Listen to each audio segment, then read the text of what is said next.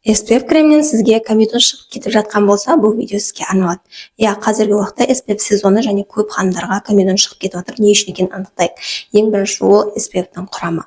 Сіздің SPF-іңіздің құрамы ескі фильтрлер, силикондар, парабендер және майлар болуы мүмкін. Соның әсерінен сізге ұнамай комедон шығып кетіп жатқан болуы мүмкін, және өзіңіздің тері типіңізге сай келмеуі мүмкін.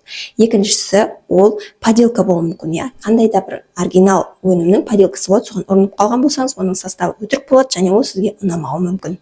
Және үшінші, сіз SPF-ті дұрыс жумай жүрген болыңыз. Яғни сізде бәрі дұрыс, құрамы да жақсы, ол оригинал, бірақ сіздің бетіңізге қандай да бір комедон шығарып жатқан болса, демек соны дұрыс тазаламай жатырсыз. Міндетті түрде екі этапты тазалық керек: мицеллярка немесе гидрофильный май немесе шербет.